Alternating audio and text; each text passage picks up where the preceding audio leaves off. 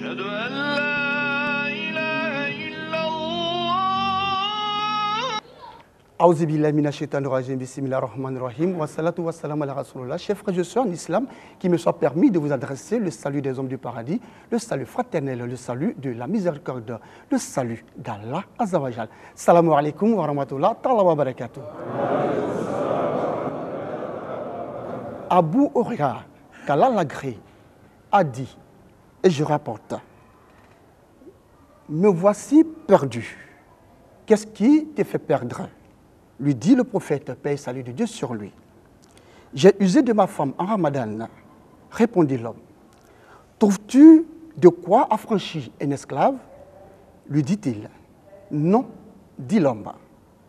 Trouves-tu de quoi nourrir 60 pauvres? Dit le prophète, paix et salut de Dieu sur lui. Non plus, dit-il. L'homme s'assit.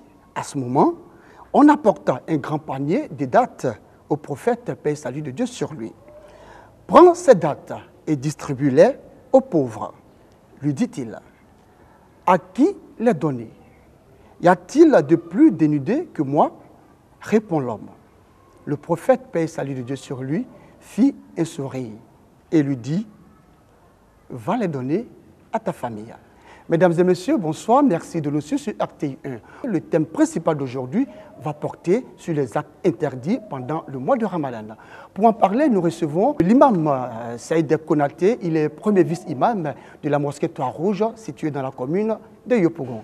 Imam Saïd, salam alaikum. Wa alaikum salam wa rahmatullahi ta'ala wa barakatuh. Merci de nous recevoir dans votre belle mosquée. C'est nous qui vous remercions. Alors je vous en prie, imam, il s'agit donc de parler des actes interdits, n'est-ce pas, pendant le mois de Ramadan. Nous allons tout de suite rentrer dans le vif du sujet. Parlons donc d'actes interdits pendant le mois de Ramadan. Y a-t-il des actes majeurs et des actes mineurs? Alhamdulillahi Rabbil Alamin wa salatu wa salam ala Rasulillah. Louange à Allah qui a créé l'univers par un effet de sa grâce et qui par sa sagesse infinie a créé l'être humain dans le plus beau statut et lui a montré, n'est-ce pas, la voie de l'adoration afin de lui permettre de rentrer dans sa proximité. Nous remercions également Allah subhanahu wa ta'ala qui nous donne ce moment privilégié d'adoration, telle une station de service qui nous permet de faire, n'est-ce pas, la provision nécessaire pour cheminer vers Allah subhanahu wa ta'ala. Pour revenir à votre question, effectivement, il y a des actes qui sont considérés comme des actes majeurs et également des actes mineurs. Alors, par rapport à l'impact que ces actes-là ont sur le jeune ou sur le jeûneur. Donc, nous allons citer par exemple, parmi les actes majeurs, c'est comme, disons, le fait, n'est-ce pas, volontairement d'avoir le plaisir sexuel. C'est-à-dire que lorsque le jeûne est annulé, lorsque l'orgasme est atteint et provoqué par le jeûneur. Cela est considéré pourquoi comme acte majeur? Parce que ça nécessite une expiation, c'est-à-dire que je dirais une réparation qui part de l'affranchissement d'un esclave croyant et également le jeûne de 2 mois consécutivement et ensuite, n'est-ce pas, le fait de nourrir 60 pauvres par un soir. Parler de désir sexuel, c'est entre l'homme et la femme mariée. Bien sûr, puisque nous considérons qu'il n'y a pas lieu de parler d'un rapport intime entre, n'est-ce pas, deux personnes en dehors du mariage. Donc c'est bien sûr, disons, entre 2 mariés et dans la journée du mois de Ramadan. Oui. Donc il y a d'autres actes, par exemple l'introduction d'une substance, n'est-ce pas, dans le corps de l'être humain par une voie directe qui a accès à l'estomac ou à l'intestin. Il y a également le fait, n'est-ce pas, de s'épanouir et de l'apostasie. Ce sont des actes qui annulent le jeûne. D'accord, c'est vrai que vous avez parlé en des thèmes très techniques. Oui. Ça veut dire que quand vous mangez vous avez de la nourriture et vous buvez de l'eau, Oui. De façon volontaire, C'est c'est vraiment interdit et donc votre jeûne est annulé. Oui. Et lorsque vous allez avec votre femme dans la journée, Votre jeûne est annulé et vous avez quand même besoin d'une réparation. C'est cette réparation qui part de l'affranchissement d'un esclave croyant ou le jeûne de 2 mois consécutivement ou bien, n'est-ce pas, le fait de nourrir 60 pauvres. Alors, est-ce que vous pouvez éclairer justement la lanterne des uns des autres concernant justement le fait d'aller avec sa femme? Est-ce que c'est durant tout le mois de Ramadan qu'il ne faut pas le faire, la journée comme la nuit, ou bien il y a des périodes spécifiques? Le jeûne, par définition, c'est le fait de s'abstenir de manger, de boire et d'avoir des rapports intimes dès l'aube naissante jusqu'au coucher du soleil. Et à partir du moment où le soleil est couché, alors tout ce qui vous était interdit pendant la journée redevient licite. D'accord. Voilà, donc c'est seulement pendant la période du jeûne qui part de l'aube jusqu'au coucher du soleil. Voici Sans donc, ce moment qu'il ne faut pas avoir des rapports intimes. Alors voici donc qui est clair, imam.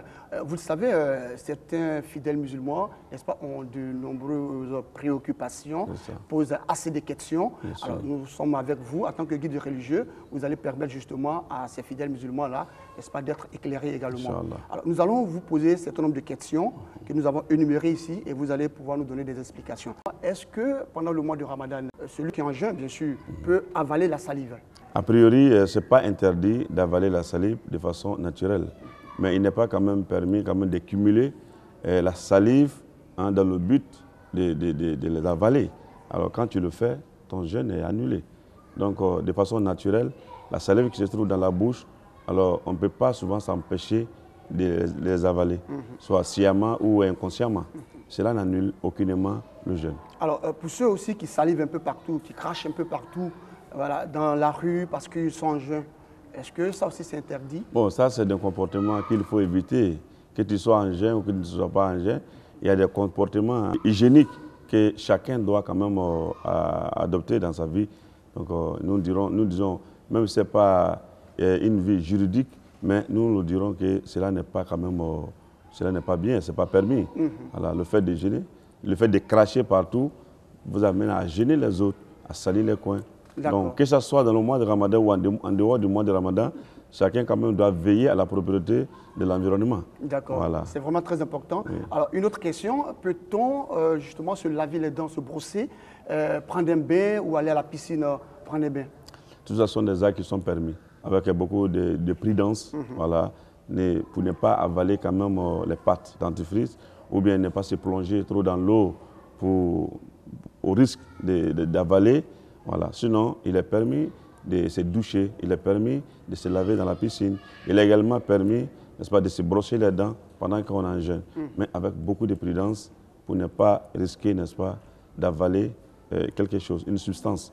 Nous avons dit tout à l'heure que parmi les actes interdits, c'est le fait d'introduire volontairement une substance dans le corps à travers un des orifices ouverts qui ont accès directement à l'estomac. Voilà. D'accord. Eh bien, il y a certains fidèles qui pensent que la cigarette ne doit pas être aussi interdite parce que pour ces personnes-là, justement, ce n'est pas de la nourriture. Donc, en principe, on doit fumer.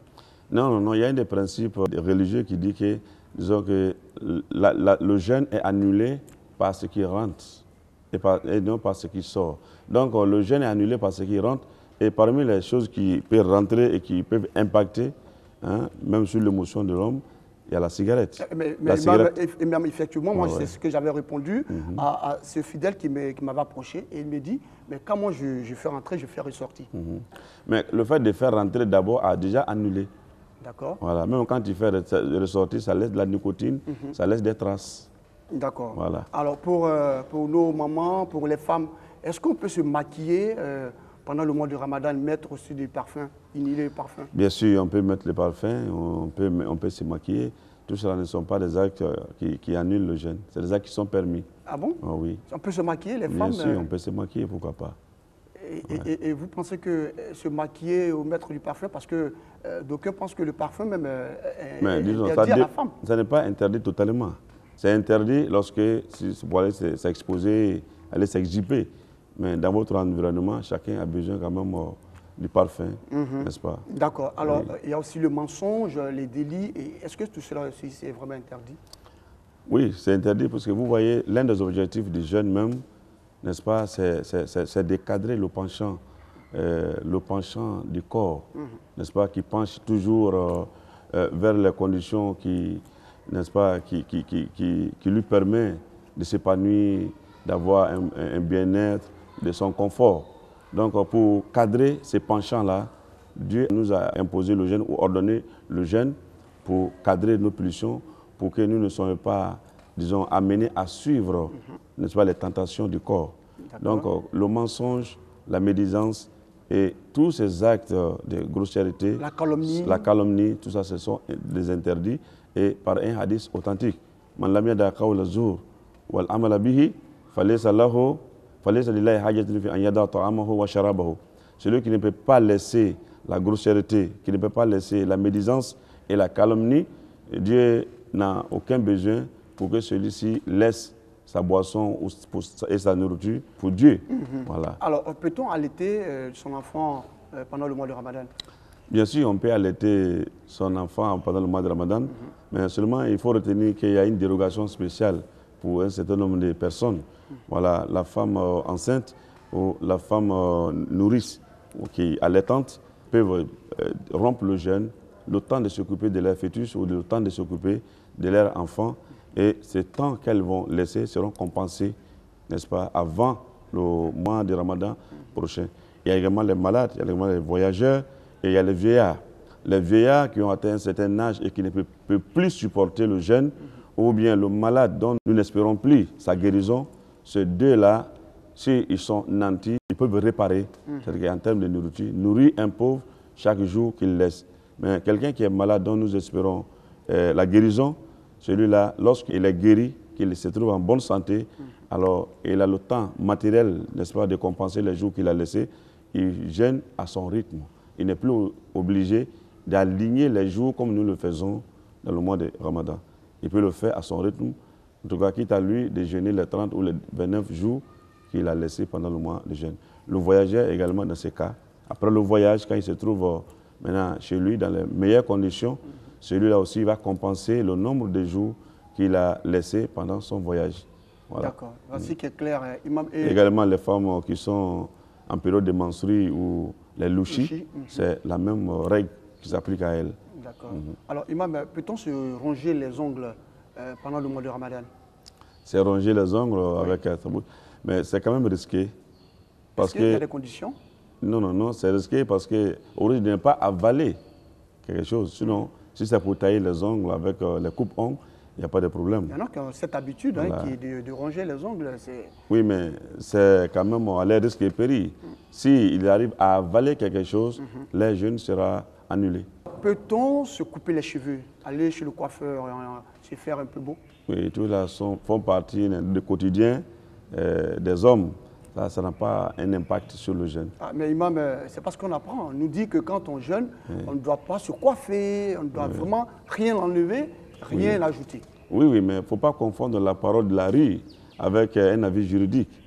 Voilà, les jurisprudences, ça, ils se tiennent sur des textes et qui sont analysés, extrapolés et qui font beaucoup d'analogies, beaucoup de choses, d'analyse profonde des textes avant quand même de retenir les règles.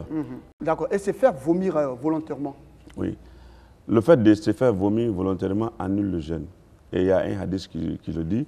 Alors, celui qui est gagné, ou bien celui qui est gagné par le vomissement, c'est-à-dire qu'il est contraint par le vomissement, s'il est en état de jeûne, son jeûne n'est pas annulé. Mais par contre, celui qui provoque le vomissement, alors son jeûne est annulé. D'accord. Voilà, il ne faut pas provoquer. Il y a un certain nombre de comportements comme ça. Quand c'est provoqué, alors ça annule le jeûne. Alors, le fait de rester dans un état d'impureté majeure, est-ce que cela aussi annule le jeûne? Non. Si l'impureté est survenue pendant la nuit, alors le fait de se réveiller dans un état de janaba, c'est-à-dire qu'il est souillé, alors cela n'annule pas le jeûne. Lorsque vous vous réveillez, alors vous faites la grande ablution et vous continuez votre jeûne. D'accord. Voilà. Voici une question qui nous revient à tout moment. Est-ce qu'on doit suivre la télévision ou écouter de la musique? La télévision et la musique, la télévision en soi n'est pas mauvaise, n'est-ce pas? C'est un outil. Alors, mais ce qu'on y met dedans là, c'est ça qui va déterminer la position de l'islam. Si ce que vous regardez est licite, est instructif, est bien, qui n'a pas d'impact négatif sur votre foi, sur votre réflexion, alors cela est permis. Mais au lieu de passer tout le temps même, quelle que soit la qualité du film, devant la télé, je pense qu'il y a d'autres actes d'adoration Bien sûr. qui sont conseillés quand même pendant le mois de Ramadan. Je pense qu'il faut se limiter à ce qui est nécessaire, à ce qui est essentiel concernant la télévision. Mais ne pas suivre tous les feuilletons, ne pas suivre tous les documentaires, si ça a un caractère, je dirais par exemple, obscène ou pornographique, par exemple. Voilà. Il y a même des chaînes Voilà. qui font la promotion de l'islam. Bien sûr. Voilà, qui parlent d'Allah subhanahu wa ta'ala, de son messager, paix et salut de Dieu sur lui. Ça, c'est comme si tu étais dans une mosquée en train de suivre des conférences ou en train de suivre des tafsirs. Voilà. Donc, ça dépend de ce qu'on regarde, mais ça ne dépend pas de la télévision. Voilà. En tout cas, il faut éviter d'écouter la musique trop parce que vraiment, ça peut vous distraire, n'est-ce pas, de l'atmosphère spirituelle que le mois de jeûne procure. Et justement, comme la télévision aussi, il y a la musique aussi qu'on ne doit pas écouter. Voilà pourquoi j'ai dit d'aller à l'essentiel, Oui. ce qui est utile pour toi, tu regardes ce qui n'est pas utile, tu le laisses. Mais certains pensent que quand ils écoutent voilà, la musique qu'ils ont l'habitude d'écouter, ça leur permet de passer le temps et de ne pas trop sentir le mois de Ramadan. Enfin, Ouais, jeûne le de mois séjour. de Ramadan n'est pas fait pour ne pas être senti quand même. Voilà, je pense qu'il faut rentabiliser ces moments qu'Allah subhanahu wa ta'ala met à notre disposition, n'est-ce pas, pour laver beaucoup de souillures que nous avons déjà, pour nous rapprocher d'Allah subhanahu wa ta'ala, pour assainir notre rapport avec Dieu. Ce n'est pas ces moments-là que vous allez prendre pour vous distraire avec la musique sous prétexte que ça vous fait passer le temps. Il faut passer le temps dans ce qui est utile, mais ne pas passer le temps dans ce qui va vous distraire et vous éloigner des pensées positives ou d'une atmosphère de spiritualité. Vous éloignez de Voilà. l'adoration, Oui. ce qui est vraiment très important. Ça peut même créer un déclin D'accord. sur le plan spirituel. Tout à fait. Voilà. Alors, pour celui qui n'a pas eu le temps ou qui n'a pas eu la chance de se réveiller à 4 heures pour le sahur, est-ce que celui-là, son jeûne est annulé? Non, son jeûne n'est pas annulé. Sahur fait partie de la tradition du prophète sallallahu alayhi wa sallam qui est bien conseillé, un comportement que le croyant doit vraiment épouser durant tout le mois du Ramadan, quel que soit votre état. Il y a des gens qui n'arrivent pas à manger, par exemple, lorsqu'ils se réveillent à 4 heures du matin, même prendre une gorgée d'eau, prendre une date, alors prendre une tasse de café ou de thé, peut même suffire largement comme sahur. Donc, le prophète nous a conseillé de prendre le sahur et même de les retarder parce que ça permet déjà de respecter une tradition prophétique et également ça vous aide à supporter le jeûne. Oui, c'est important, mais celui qui a dormi un peu trop parce que... Celui qui a très dormi un peu fatigué la trop, veille. ça n'a pas d'impact sur son jeûne. D'accord. Oui, oui. Et celui qui n'arrive pas à rompre le jeûne à temps, parce que dans un véhicule, voilà, un véhicule de transport en commun. Oui, vous savez, à l'impossible, nul n'est tenu. Cela aussi est un principe islamique. Sinon, a priori, dès que le coucher du soleil est constaté, alors le croyant doit rompre le jeûne, même avant d'aller prier la prière de Maghrib. Mais si vous êtes dans une situation qui vous empêche d'avoir de quoi rompre le jeûne, alors vous attendez à ce que vous trouviez quelque chose pour rompre le jeûne. Et cela n'a pas d'impact négatif sur votre jeûne. D'accord. Et ceux qui n'ont pas encore remboursé leur jeûne, les quelques jours qu'ils auraient laissé le Ramadan passer, est-ce que ceux-là, tout ce qu'ils font est admis et accepté? Ah non, non, par- ceux qui sont dans ces cas-là sont classés en deux catégories. Il y a d'autres qui avaient laissé le jeûne pour des contraintes. Et les contraintes persistent, les contraintes existent encore. Tant que les contraintes existent encore, cela veut dire qu'il n'a pas eu le temps matériel pour compenser le nombre de jours qu'il a laissé. Mais celui qui fait par négligence, ça aussi c'est une deuxième catégorie. Mais dans tous les deux cas, alors s'il a la possibilité de jeûner, il va jeûner d'abord le mois présent. C'est-à-dire que le mois que nous, que nous observons maintenant. Et après le mois de Ramadan, il va compenser le nombre de jours qu'il avait laissé dans le Ramadan passé. Et il est conseillé que ce jeûne-là soit accompagné avec, n'est-ce pas, des sacrifices qu'on donne aux pauvres, parce que pour sa négligence. Voilà. D'accord. Alors, est-ce qu'il est possible d'embrasser son épouse ou de la toucher et tout ça?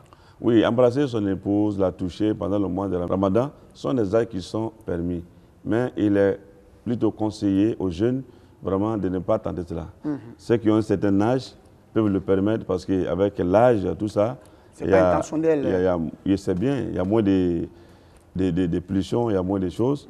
Mais les jeunes doivent s'abstenir, bien que ce soit permis. Sinon, pour les jeunes, la jeunesse là peut être considérée comme une présomption. Il faut éviter ce qui va nous amener plus loin. Alors, il est interdit aussi de ne pas accomplir les actes, enfin les prières canoniques, les prières obligatoires. Les prières obligatoires sont obligatoires. Bien sûr. Voilà, pendant et avant et après le mois de Ramadan. Parce que le Seigneur pour qui nous jeûnons, nous observons le jeûne, c'est pour le même Seigneur que nous prions les 5 prières canoniques. Donc, le fait de ne pas prier, que ce soit pendant le mois de Ramadan ou en dehors du mois de Ramadan, c'est un péché majeur. Parce que la prière fait partie des piliers. Et le pilier, ça veut dire l'élément essentiel qui est dans l'édifice. Lorsqu'on coupe, alors l'édifice s'écroule. Alors, donc, ça, c'est un grand danger. Voilà. Si tu le fais par négligence, c'est grave. Si tu le fais parce que tu ne crois pas à la prière, là, tu risques de sortir même de la religion. Ok, se blesser et saigner.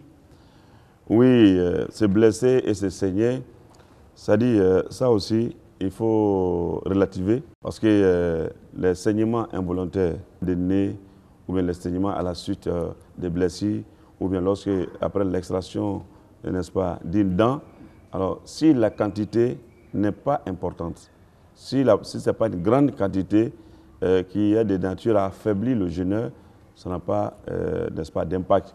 Mais la ventouse thérapie, par exemple, ceux qui font voilà, ou bien le don de sang, ça, si tu le fais, ton jeûne est annulé.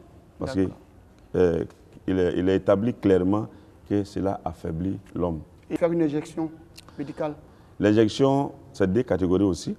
Il y a l'injection interveineuse, voilà, ou intermusculaire ou sous-cutanée.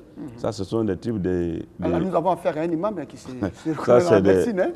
Voilà. Ça, c'est des formes de choses, d'injection. Si ça n'a pas d'impact, ça n'a pas d'effet nutritif pour le jeûneur, ça, ce n'est pas un problème. Mais l'injection de glucose ou des substances qui peuvent compenser la faim, en ce cas-là, ça devient interdit. Sinon, si c'est à but, n'est-ce pas, pour la santé uniquement, ça n'a pas d'impact. Alors, Imam Saïd Konaté, d'après Abou Hanifa et Malek, un homme vient et dit au prophète, paix et salut de Dieu sur lui, j'ai rompu volontairement mon jeûne. Le prophète, paix et salut de Dieu sur lui, lui ordonna d'affranchir un esclave ou de jeûner 2 mois consécutifs ou alors de donner à manger à 60 pauvres, comme on l'a dit tout à l'heure. Dites-nous, est-ce que ces actes de sentence, c'est toujours d'actualité aujourd'hui? Ce n'est pas une sentence, c'est plutôt une expiation.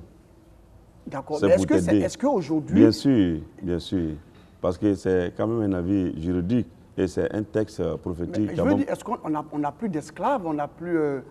si vous voulez, oui, on avait... C'est vrai, on n'a plus d'esclaves, mais on a toujours les pauvres qui existent, les indigents qui existent. Et il est même conseillé, n'est-ce pas, de dire à ceux qui font cela de jeûner 2 mois consécutivement. Parce que c'est un acte de négligence. Alors, si la personne persiste à négliger, sinon il y a certaines personnes qui sont tellement nantis, alors chaque jour, il va rompre son jeûne, il est très facile pour lui de servir 10 000 plats, ou même de servir, je ne sais pas, 20 000 plats par jour. Il y a des gens qui sont nantis. Donc, s'il le fait, n'est-ce pas, pour l'éduquer, le rééduquer, alors il va falloir qu'il jeûne 2 mois consécutivement. C'est-à-dire que pendant les 2 mois, s'il laisse un jour, il reprend à 0. Ah, donc voilà. Parce qu'on ne défie pas un avis. C'est une expiation, mais ça ressemble quand même à une sentence. Quand même. Oh, non, c'est une expiation. Une autre question. Il s'agit donc pour ceux qui, n'est-ce pas, regardent de façon, j'allais dire exagérée, une femme ou sa femme. Est-ce que c'est interdit ou ça annule le jeûne? Oui, on peut dire que c'est interdit, parce que nous avons dit tout à l'heure que le jeûne est annulé par l'orgasme provoqué par le jeûneur. Si par le regard, ou par l'attouchement, ou par des pensées provoquées par vous-même, alors vous arrivez à l'orgasme, ça veut dire que votre jeûne est annulé totalement. vous devez quand même de compenser ces jours-là. D'accord. Alors donc, Imam, vu tout ce qu'on vient de dire aujourd'hui, est-ce que vous avez des conseils à prodiguer à l'ensemble de la communauté musulmane? Ce qu'il faut conseiller à l'ensemble de la communauté musulmane, c'est que le mois de Ramadan est une période spéciale. Et je dirais un moment de bonus qu'Allah subhanahu wa ta'ala, dans sa générosité infinie, octroie aux croyants, aux fidèles. Donc c'est un moment qu'il faut profiter au maximum. Il y a des actes de générosité qui nous sont, n'est-ce pas, conseillés, comme il y a un hadith même qui le dit, que le prophète sallallahu alayhi wa sallam, de nature, était généreux. Et il était encore plus lorsque le mois de Ramadan arrivait. La lecture du Saint-Coran, le fait de participer à la prière en groupe, le fait également de participer à la prière nocturne ou la prière de Tarawih, sont des actes qui sont de nature à renforcer, n'est-ce pas, les récompenses de votre jeûne. Et il faut également réconcilier avec tout le monde. Et la réconciliation commence à la maison. Si tu ne peux pas te réconcilier avec ton papa, tu ne peux pas te réconcilier avec ton conjoint, tu ne peux pas te réconcilier avec ton frère, donc toi, tu ne dois pas espérer une réconciliation entre toi et Dieu. Parce que ce que tu vis avec tous les jours, au quotidien, c'est avec ceux-là que ton jugement va se faire le jour de la résurrection. Donc la première réconciliation, la première entente, c'est fait d'abord entre les membres de la famille et ensuite entre les collaborateurs et les voisins avant d'atteindre les autres. C'est une démarche qui est capitale pendant ce mois de Ramadan. Donc il faut profiter au maximum pour faire le plein, n'est-ce pas, de carburant pour cheminer vers Allah subhanahu wa ta'ala. Avoir donc les mérites et les bénédictions. Avant les mérites et les bénédictions. Voilà, avant que, voilà. Alors, donc nous allons permettre de résumer à Malinki ce qui a été dit ici aujourd'hui. Alhamdulillahi Rabbil Alamin. Bita baro be komin ka olu be femu be sun mɔgɔ ka sun tigɛ an ko femu be mɔgɔ ka sun tigɛ a bɛ se ka classe ka kɛ ayiwa sigiyɔrɔma 2 dɔ bɛ yen o bɛ sun tigɛ n'u ka sun tigɛ i bɛ o sunjuru sara o longelen juru sara dɔ bɛ yen ni sun tigɛla o ɲama non seulement ayiwa sun tigɛla mais i b'a kɛ ni kɛfara le bi maana ayiwa doni dɔ bɛ la i kun ka sunjuru nin sara.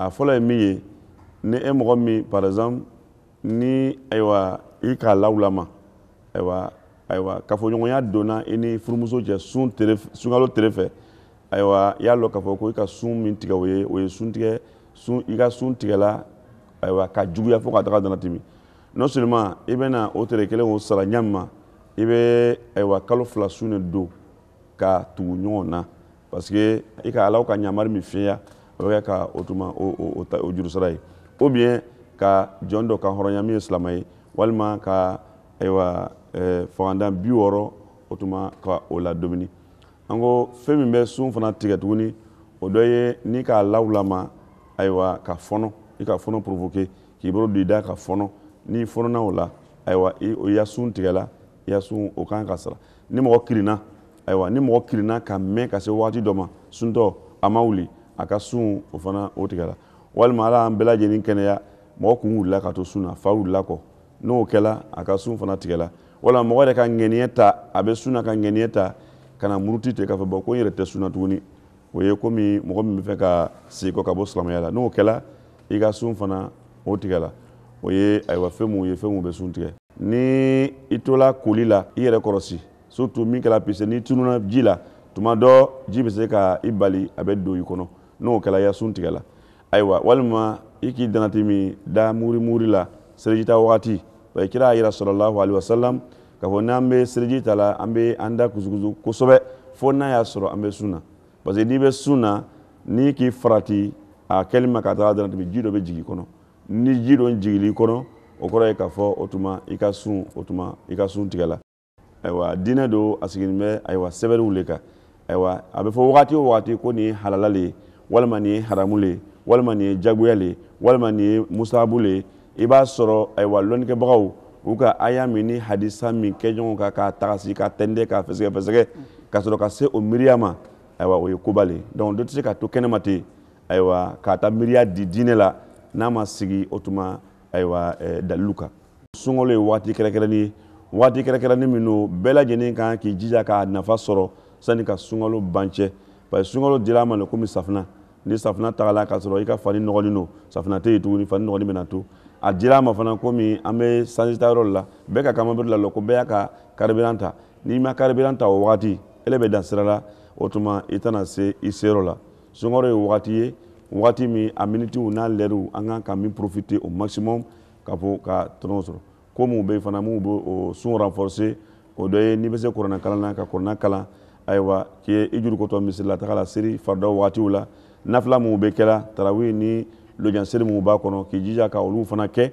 ayiwa ani ka ɲɛli yɛrɛ kɛ parce que ɲɛli o ɲɛli ni bunadamaden b'a kɛ nafa b'a bɛɛ la mais sunkalo ta bolofɛnya fila b'o kan hadisi kurusi dɔ k'a jira a ka fɔ kira ko Alahu Taala ko kira ɲɛna sallallahu alaihi wasallam a ko bunadamaden ka waleya bɛrɛbɛrɛ bɛɛ ko a yɛrɛ talo parce que i ka baara kelen kɛ a jira la k'a fɔ ko a sara ɲuman daminɛ ye baraji 10 awa dɔ bɛ se ka fara ka bɛn ele yɛrɛ ni Ala cɛ ma mais ko sun ta sun o baraji ko sun ye ale Ala ta ye baraji min bɛ sun na fana danfɛn si t'a lɔn ale Ala kelen de b'a damayira lɔn ale fana bɛ sundonbagaw sara u ka sun bɛrɛbɛrɛ don baraji la k'a jira k'a fɔ sunkalo ye waati min ye waati balo salon ta sunjuru tora min na fo ka se ɲina sunkalo ma i bɛ taa sɔrɔ lujura min tun k'a to a ka sun bila o lujura ma ban par exemple a hɛrɛlama de tun bɛ o a ka sun di damina den ma a bɛna se sunkalo wɛrɛ ma a ka hɛrɛ dɔ wɛrɛ sɔrɔ par exemple a bɛ se ka kɛ ten walima bana tun b'a la bon bana nin nana ban mais a ma fanga sɔrɔ ka sun don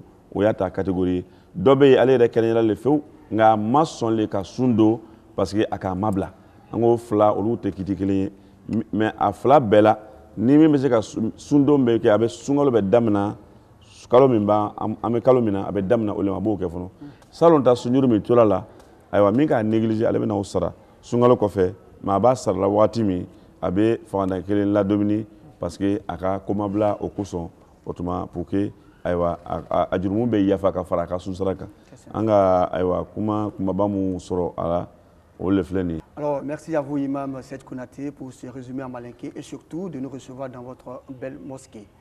C'est la fin de cet entretien. Rappelons que nous étions avec l'imam Saïd Konaté. Il est le premier vice-imam de la mosquée Toit-Rouge située dans la commune de Yopougon. Avec lui, nous avons parlé, n'est-ce pas, des actes interdits pendant le mois de Ramadan. Merci à vous de nous avoir suivis. Rappelons que vous pouvez suivre la rediffusion de l'émission Allahu Akbar tous les vendredis à partir de 9h. J'ai été ravi de vous présenter cet entretien. Rendez-vous jeudi prochain, même heure, même chaîne. Ne décrochez surtout pas pour la suite des autres rubriques de l'émission. Salam alaikum wa rahmatullah wa barakatuh.